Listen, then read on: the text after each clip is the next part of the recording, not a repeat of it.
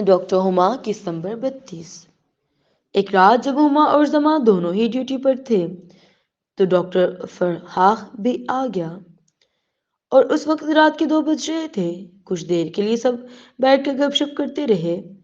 Rashid office میں چائے لے کر آیا تو سب کی نظر بچا کر اس نے ہما کی طرف دیکھا اور فہا کی طرف اشارہ کرتے ہوئے ہما کو آنکھ مار دی۔ خو بخو ہما کے چہرے پر شرمیلی سی مسکراہٹ پھیل گئی۔ تھوڑی دیر بعد فراق بولا، فراق آؤ یار باہر چل کر کچھ کھا پی کر آتے ہیں۔ پہلے تو ہما نہیں مانی، لیکن دونوں کے بہت اصرار پر وہ ان کے ساتھ چل پڑی۔ زمان نے اپنی گاڑی نکالی، ہما پچھلی سیٹ پر بیٹھ گئی تو فراق بھی پچھلی سیٹ پر ہی آ گیا۔ ہما اس کا مطلب سمجھ گئی، مسکرا کر بولی، ہما تم اگلی سیٹ پر جاؤ نا، پیچھے کیوں آ گئے ہو؟ ہما نے اس کی تھائی پر ایک تھپڑ مارا، بدتمیز ہو تم فراق۔ ہاں وہ تو میں ہوں، تم بھی تو اتنی ظالم ہو نا کہ اس دن کے بعد دوبارہ آئی ہی نہیں میرے پاس، بس زما کے پاس ہی آتی ہو۔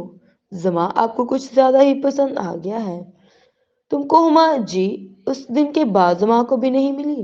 میں ایک ریسٹورانٹ آ چکا تھا، زمان نے گاڑی پارک کی اور تینوں گاڑی سے اتر آئے۔ فراق نے ہما کے کمر میں اپنا بازو ڈالا اور اسے لیے ہوئے ریسٹورانٹ میں داخل ہوا۔ ہما نے اس کا ہاتھ ہٹانا چاہا مگر وہ نہیں مانا، اور آخر ہما نے بھی اس کو روکنا چھوڑ دیا اور اسے منمانی کرنے کی اجازت دے دی۔ تینوں ریسٹورانٹ میں آ گئے اور ایک کارنر میں بیٹھ گئے۔ گول گول ٹیبل کے گرد ایک صوفہ لگا ہوا تھا۔